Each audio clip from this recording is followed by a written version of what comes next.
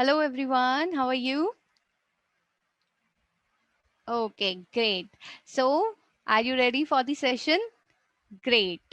So, students, we have started our chapter that is atoms and molecules, and in this chapter, we are actually studying about different type of laws. We call them as law of chemical combination, exactly like law of conservation of mass, law of definite proportion, and today we are going to see these laws as well: law of multiple proportion, reciprocal proportion, gaseous law, Avogadro's law, and its application. You'll say, ma'am, how many laws we are going to study actually? Absolutely, students, these are the laws which are very important for us, like from the point of view of competitive examination, from the point of view of high classes as well. Okay, so let's get started with the session now. So we are going to see these laws in today's session first of all. Okay, but I hope that you guys have already gone through the last session in which we have actually studied about the law of constant proportion. So just a quick recap of it because it is going to help us. Law of constant proportion.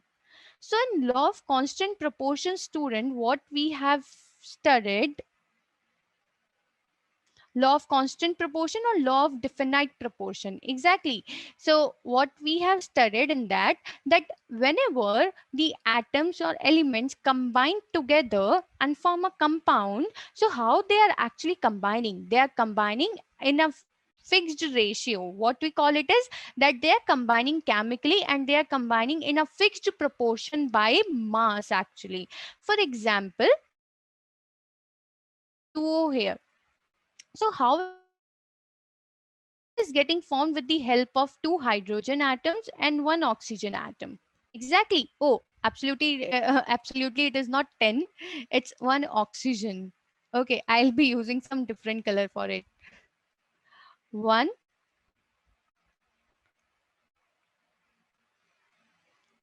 oxygen. Okay, I guess now it's pretty much fine. So two hydrogen and one oxygen. So two hydrogen means that the mass of one hydrogen atom is 1 unit. So for the two, it will be 2 into 1. That is 2 units. And for one oxygen, it will be 1 into 16. For one oxygen atom, it's actually 16 units. So it comes out to be 16 units. So this is the mass. Now, if we find out the ratio of the mass, so it comes out to be 1 is to 8. That is the fixed proportion by mass for this H2O compound. That means whenever we talk about water, whenever we talk about H2O, whether it is in any case, whether we are talking about tap water, whether we are talking about vapors, whether water vapors actually, whether we are talking about sea water or anything, so every time we'll be finding out only and only one formula, that is H2O, in which hydrogen and oxygen combine together chemically and they combine in a fixed proportion by mass, and what's that proportion is 1 is to 8. That was the law of definite proportion or constant proportion. Now students, today we are going to study actually. Okay, I guess if you are studying the statement, so you will be getting confused. So I don't want you to be confused. So what we are going to do is that we are going to start directly with the help of example here. Okay, example. See students, okay, they have already taken, like we are having one example here. Sulfur combines with oxygen and it forms two type of compounds, sulfur dioxide and sulfur trioxide, like sulfur plus oxygen. So it can form two type of the compounds. So the very first case is sulfur plus oxygen and it forms SO2, that we call as sulfur dioxide, because two oxygen atoms are there. And in the second case, it's like that sulfur and oxygen can combine and it can form SO3, that is actually sulfur trioxide. Fine, sulfur trioxide. Now, actually, student, if we see the mass, as we have studied in the law of constant proportion, that whenever the atoms combine, so they are always combining in a fixed proportion by mass. So if we see that fixed proportion by mass in these two cases, so what we'll be getting? Here it is sulfur. So sulfur is having the mass of 32 units. Oxygen atom, it's actually 16. But here we can see that we are having two oxygen atoms. So 2 into 16, it comes exactly Again, sulfur is 32, but here we can see that here we are having 3 oxygen atoms.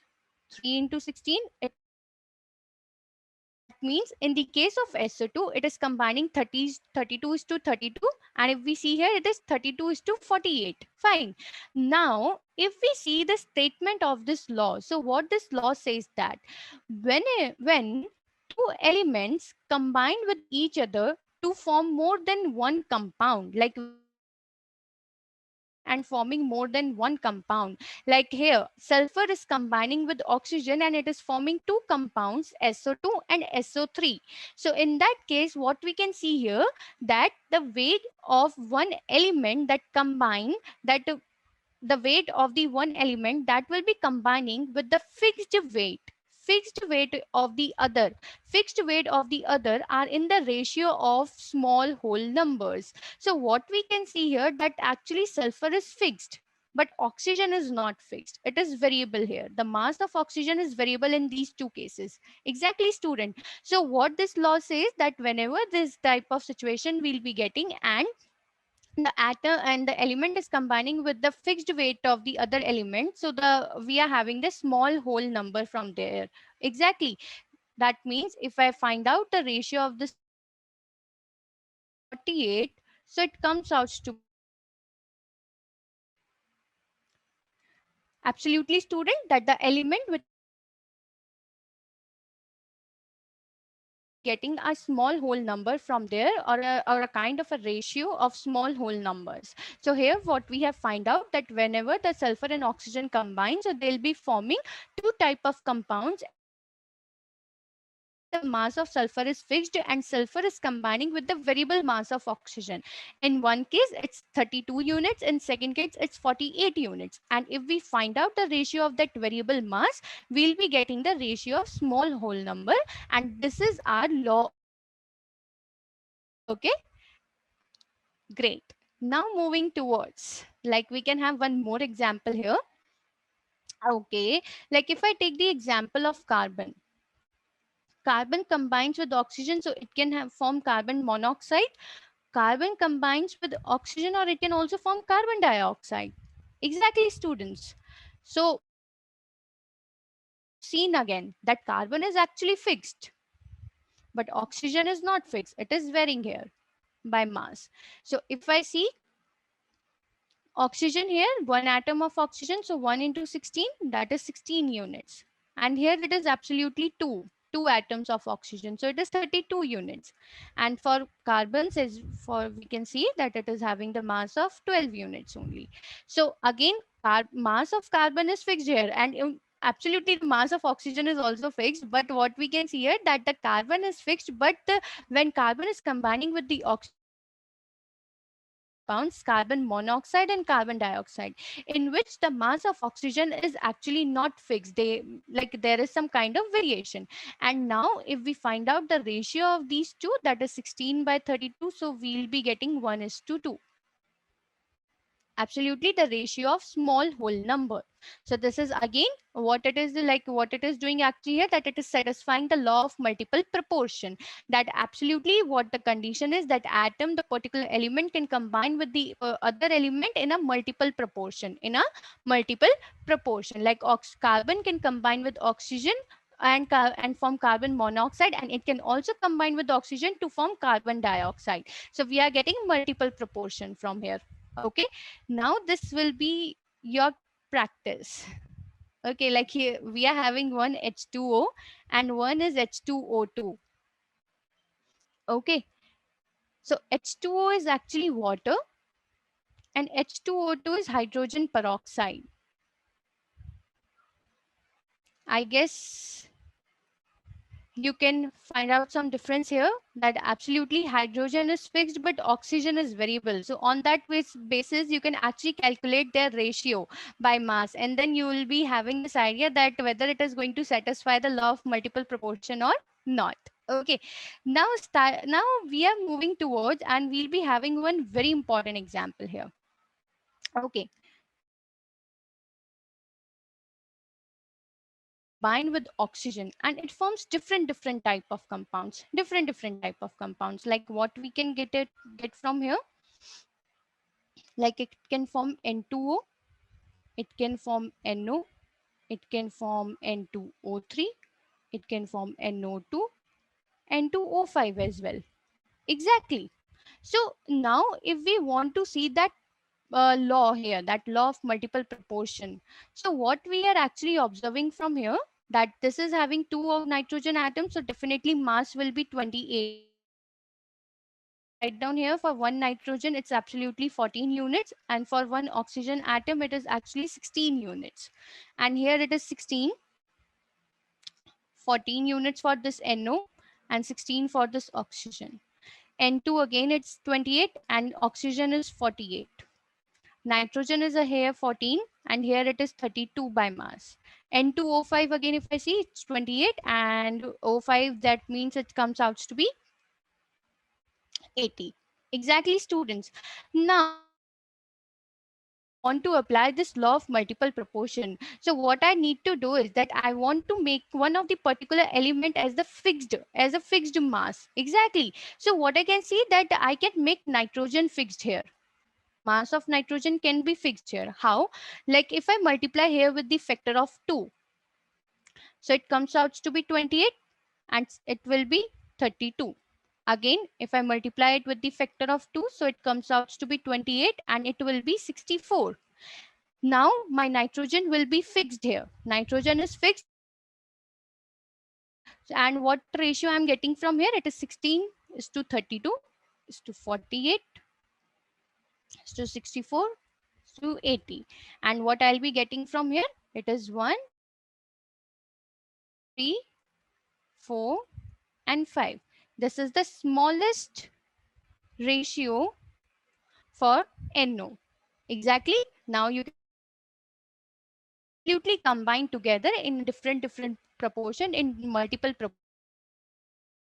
So we are having to see that. So the one element is having fixed mass, another one is not having fixed mass. And if we find out the ratio of that variable masses for one particular element, like for oxygen, so it will be having the ratio of small whole numbers. And this is the law of multiple proportion.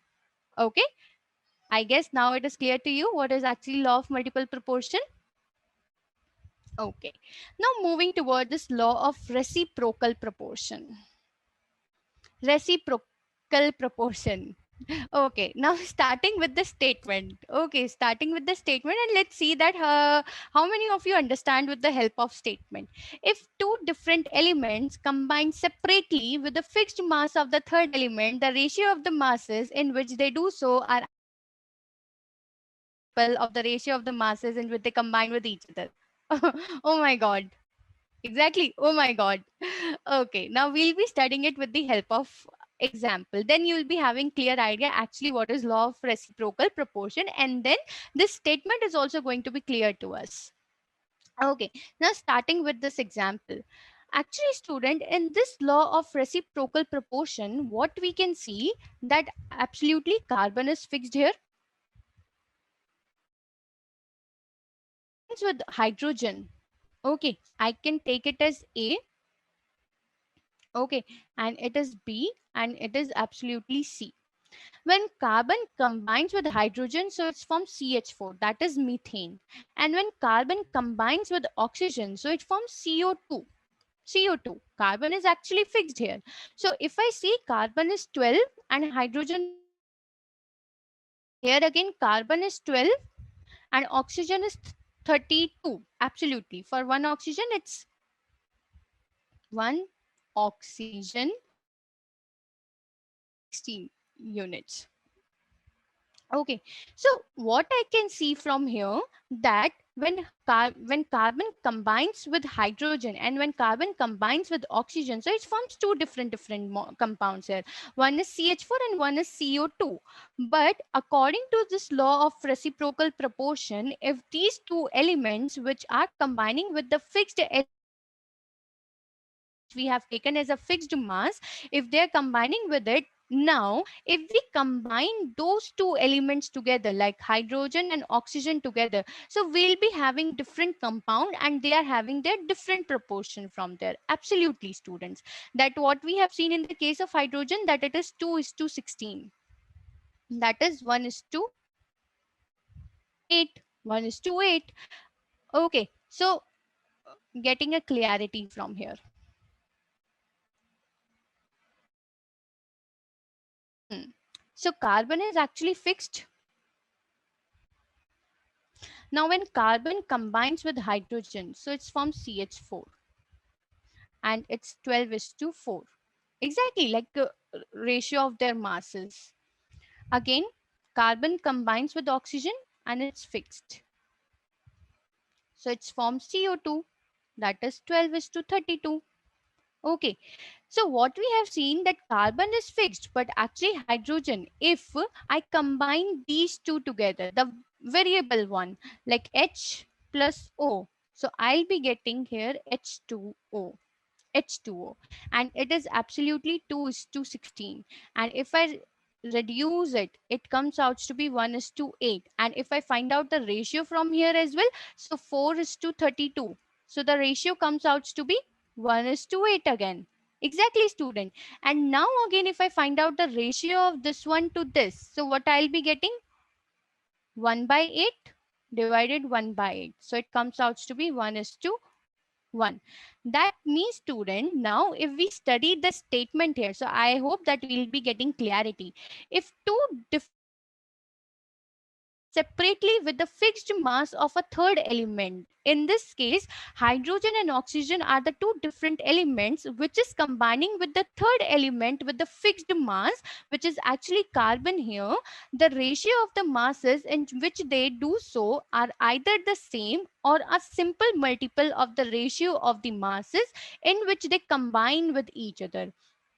Absolutely, student, that what we have seen here, that we have taken two elements, hydrogen and oxygen, both are different and when they combine with the third element of the fixed mass with carbon here, so what we have seen that the ratio of their masses can be the simplest ratio, or like it can be the same or it can be a simple multiple proportion from there or ratio from there of their masses whenever they are going to combine with each other.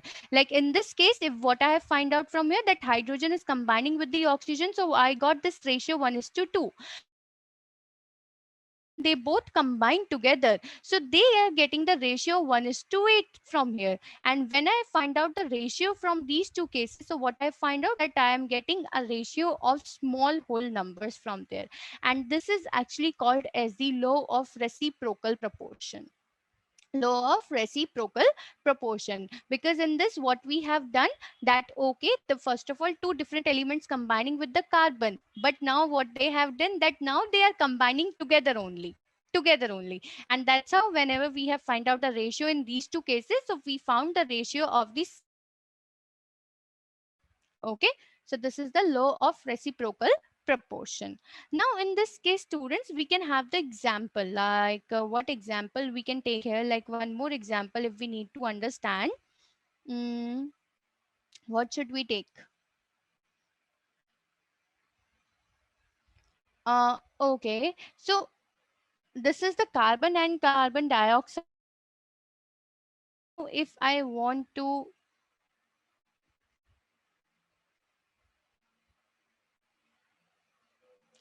okay, students, so this is how we have find out the law of reciprocal proportion. Then we can see, okay, what is happening to my, okay, great. Mm, so that is how, student, what we have seen in the case of reciprocal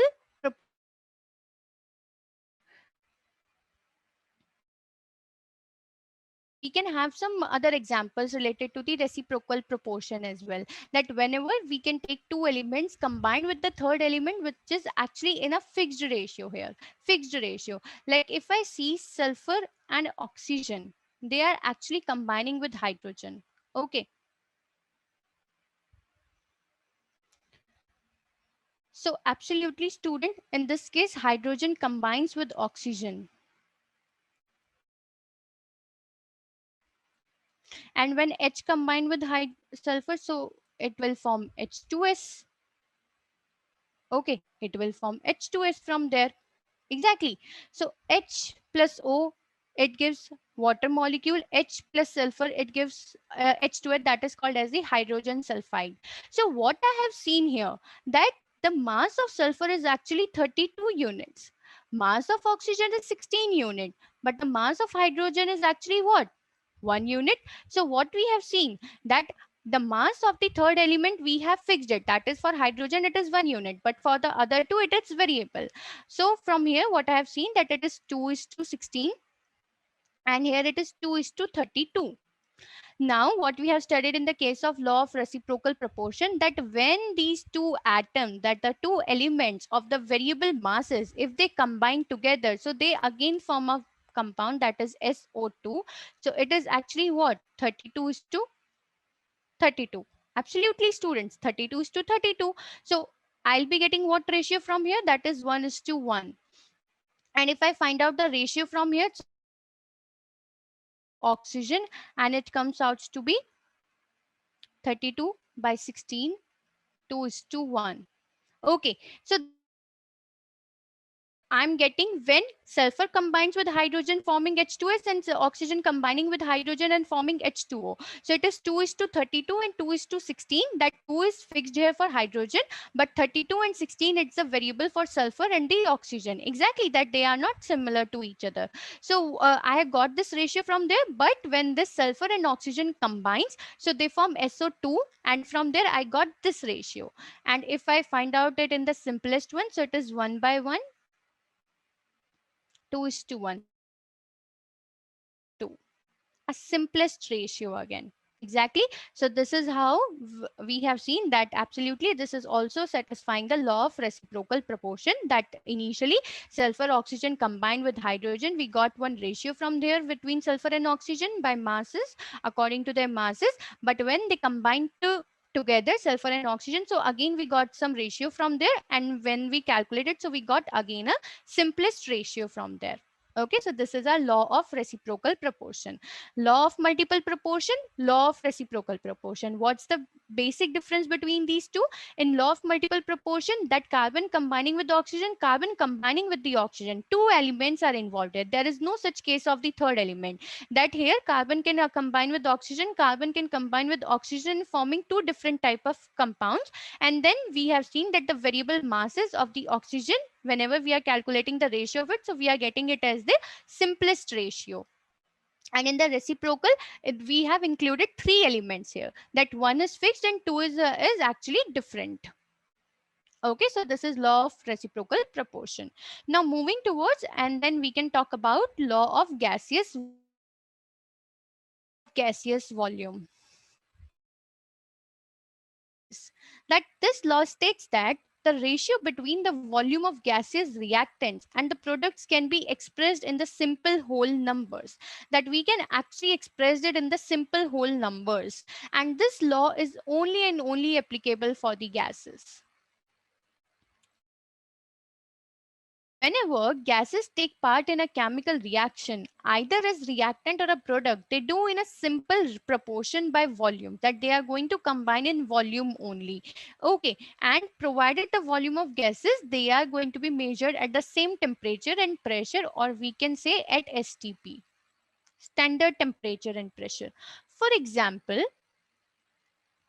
if hydrogen gas combines with chlorine gas, so it is going to form 2HCl in the gaseous form. I'm talking about gaseous form, liquid form of it. Okay, so just listen it carefully, that when hydrogen gas combined with chlorine gas, so it forms 2HCl from there in the gaseous form only. So what I've seen, that hydrogen is actually one here, chlorine is also one. That means one volume of hydrogen combines with one volume of chlorines and forming two volume of HCl.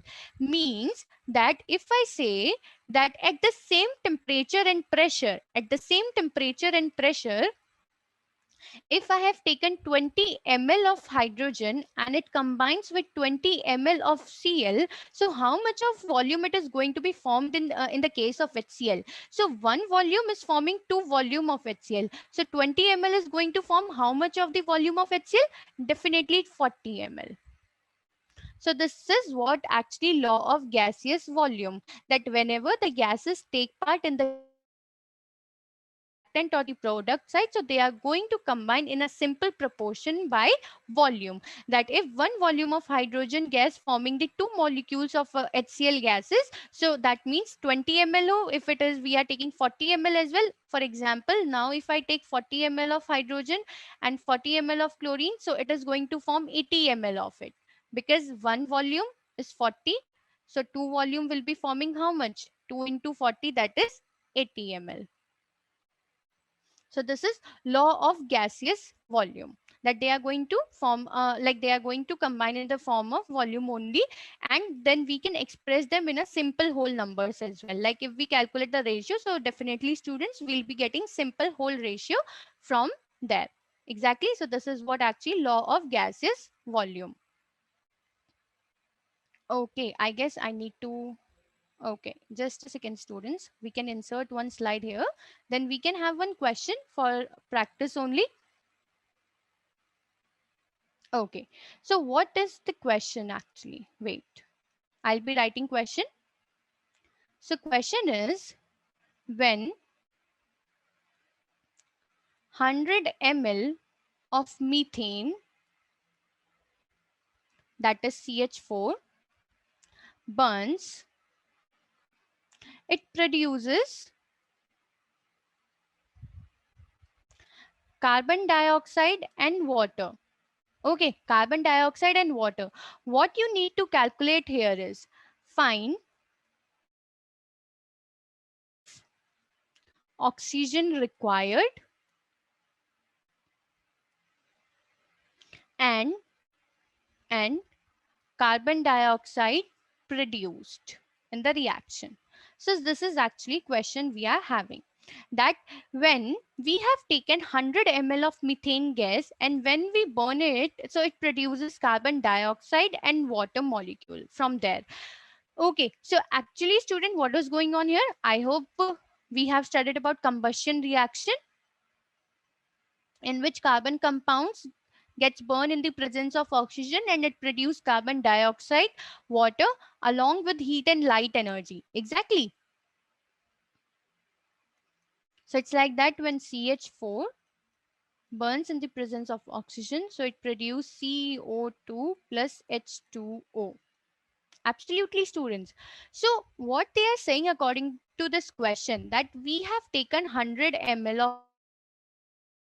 Now we need to calculate what's the volume of this oxygen and what's the volume of this carbon dioxide produced here.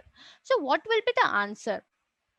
If it is 100 ml, so what I have seen, one volume of CH4, one volume of oxygen, one volume of carbon dioxide. That means 100 ml of oxygen, 100 ml of CH4 requires 100 ml of oxygen and it is producing 100 ml of carbon dioxide. Exactly. है ना? And absolutely it is what here, that it is gaseous. CH4 is gaseous and H2 is liquid. So we'll not talk about this because we are actually using what here? We are using law of gaseous volume. Law of gaseous volume. Absolutely. Okay. So I guess now we have find out the correct answer, that volume of oxygen is 100 and carbon dioxide is 100. But absolutely not. This is not our correct answer. Because students, it's very important whenever we'll be calculating volume in such cases by applying law of gaseous volume, we need to understand it, that our reaction must be balanced. Okay, that it must be balanced, that it should be that it should satisfy what actually law of conservation of mass. Law of conservation of mass. If it is not applying it, so definitely you will not get the correct answer. So to apply this law of conservation of mass, first of all, what we need to do is that we need to balance the reaction. So we will be getting CH4 plus 2O2 and it will produce CO2 plus 2H2O. And absolutely it's liquid, it's gaseous, gaseous and gaseous. Now actually we can have correct answer from here. So CH4, how much volume we have taken? 100 ml. So one volume, okay, one volume of CH4 uses 2 volume of oxygen to produce these products. That means 2 into 100, 200 ml. So the volume of oxygen required here, it is the 200 ml. And 1 volume of CH4 is actually producing how much of carbon dioxide? 1 volume of it. So 1 into 100, so it comes out to be 100 ml. Absolutely, students. So that means oxygen required is 200 ml from here, and carbon dioxide produced here, it is 100 ml. So this is actually what? Law of gaseous volume. Okay, so this was our third law of this session. Then that means we are done with law of um, multiple proportion, law of reciprocal proportion, law of gaseous volume. Now we are going to see what actually Avogadro's law and its application. Avogadro's law and its application. Actually, student, what this law states? Okay, this law says that if we are having equal volume of gases at the same temperature and pressure, so they'll be having same number of molecules. Same number of molecules. For example, let's say these are the two containers. Okay, in this I'm having hydrogen gas, in this nitrogen gas. Okay, and the volume of this container is 100 ml, and for this again it is 100 ml. Okay, and both the containers are at same temperature and pressure. Fine. That means, students, if the volume of container is 100 ml, so obviously the volume of hydrogen and nitrogen gases will be also 100 ml, because what we have studied in the case of gases, that they'll occupy overall volume of the container in which we have filled them. Exactly. So here hydrogen gas is also 100 ml, volume is 100 ml, and nitrogen is also 100 ml. That means if I'm having X molecule of H2, so definitely I'll be having X molecules of nitrogen. Okay, that means at the same temperature and pressure, if the equal volume of gases are there, so they'll be having same number of molecules. 100 ml of hydrogen will be having X molecules, and 100 ml of nitrogen will also be having X molecules. Okay, but if I say that this 50 ml of nitrogen will be having how much of volume from here? From here, so 100 ml of nitrogen is having X molecule. So 50 ml will be having how much of molecule? So definitely it will be having X by 2 molecule. Okay. If I say that I have taken 200 ml container of nitrogen, okay, 200 ml. So now what will be the volume? So if 100 ml is X volume, so definitely it will be 2X volume, 2X molecules. So what we can say from here, students, that as the volume increases, so the number of moles or the number of molecules also increases from there for the gas. Absolutely, student, that is correct, that equally that whenever we are taking gases of equal volume at same temperature and pressure, so we'll be having same number of molecules from there. But if we change the volume, so according to that, number of molecules are also going to be changed. So in that case, what we have find out, when it was 100 ml, so we found that it was X molecules of nitrogen. But now I have decreased the volume, that is 50 ml. That means number of molecules also got decreased accordingly. When I have increased the volume to 200 ml, so again the molecules increases to 2x. Exactly. So in that case, what I find out in the Avogadro's law, so we can say this thing, that at same temperature and pressure, the volume of gas is directly proportional to the number of molecules of the gas. So this is our Avogadro's law. Fine. So similarly, students, we are having some applications of Avogadro's law. That what applications we are having actually? Determination of the molecular formula of the gaseous compound. Absolutely, students, that we can find out the molecular formula of the gaseous compound from there, or we can say the atomicity of the gaseous molecule, that how many atoms are present there. That let's say if oxygen is O2, so atomicity will be 2 here. So we can actually find out this atomicity or the number of atoms or the molecular formula of the gaseous compound. Secondly, it says that it establishes relation between the relative vapor density of a gas and its relative molecular mass. Absolutely, student, that we got one relation from here, that 2 into vapor density is equals to molecular mass. This is the relation. Third application, what we are having? establishes the relation between gram molecular weight and volume of a gas. Definitely, students. How? Volume of gases is directly proportional to N, and N is actually what? N is number of moles. N is number of moles. And number of moles, how we calculate? We calculate it by using the formula mass, that we can say the given mass of the gas divided by its molecular weight, or molecular mass, or the gram molecular weight. Okay, so that's how we can have the relation between the volume and the gram molecular weight. So these are some of the applications of the Avogadro's law, and in details we are going to study in our higher classes. Okay, great, students. So now we are done with all of the laws. So we'll be having some questions here that we are going to solve these questions. Okay, so what we need to do here is that first question says convert into mole, that we need to convert all of them into mole. Okay, mole is actually what? We can say that it is a kind of amount that we are going to calculate, amount or quantity. And for this mole, I guess now we know the formula, that how we can calculate it. Moles is equals to given mass of substance divided by y is molecular mass. Okay, and then we can calculate the number of moles. So first of all, we need to calculate for the oxygen. Okay, oxygen gas. So absolutely, students, we know. Okay, here it will be 16 gram, not 12 gram. It's 16 actually. It is 16 grams. So not for gas, a mass of one oxygen atom actually. Yeah, now it's correct.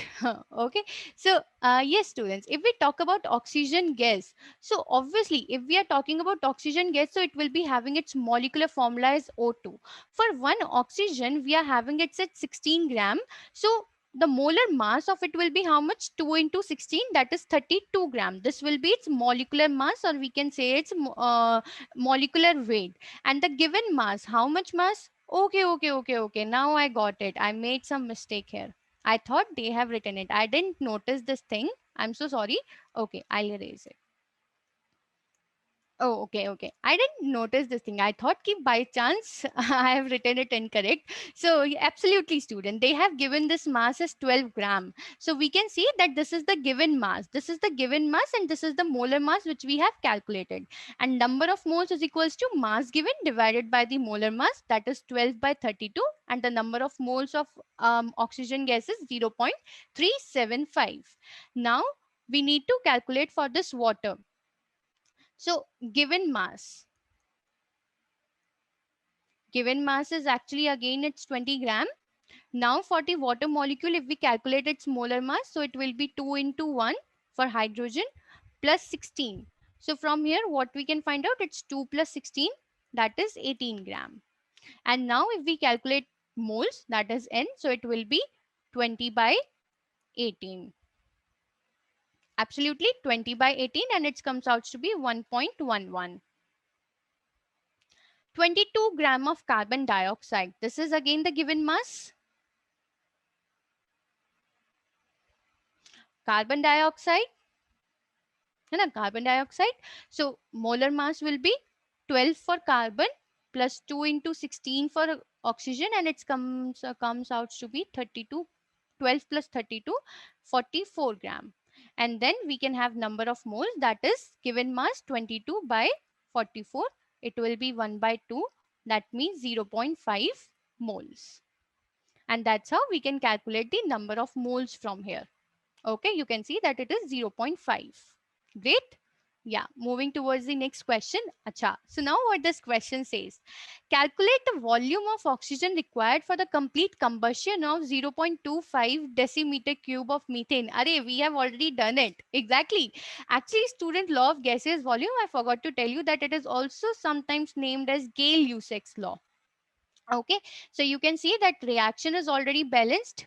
So one volume of CH4 requires two volumes of oxygen. Now we need to calculate how much volume of oxygen requires here. So one volume is actually 0.25 decimeter cube. So two volume will be how much? 0.25 into 2, and it comes out to be 0.5 decimeter cube. That means 0.25 volume of CH4 methane requires 0.5 volume of oxygen to undergo complete combustion and produce carbon dioxide and water. Okay, so we can see here the answer is 0.5. Correct? Great. Okay, so now the question is, two gases A and B are taken in same volume containers under similar condition of temperature and pressure. Oh my god. A and B, it's like that same volume. Above, like what we can say, above that they are at same temperature and pressure. Same temperature and pressure. So in container A container, we are having 2n molecules. How many number of molecules does container B have? That we need to tell this. Okay, so I guess students, what we can do here, that we can apply Avogadro's law. What we have studied in that law, that whenever the two gases having equal volume at same temperature and pressure, so they'll be having same number of molecules. So A and B having same volume and they are at the same temperature and pressure. A is having 2n molecules, so definitely B will also be having how many of molecules? 2n, and accordingly A will be our answer, that is 2n. Okay, I guess. Oh, that means now we are done with all of these laws, all of these questions. So students, go through the video completely, try to understand all the concept. And if you are having any question, any doubt, any query from all of this part, what you can do is that you can write down your question, your doubt on the public or the private forum of the Ask IITians, and expert will reply you for that. And just have a great time and keep learning from Ask IITians. Thank you.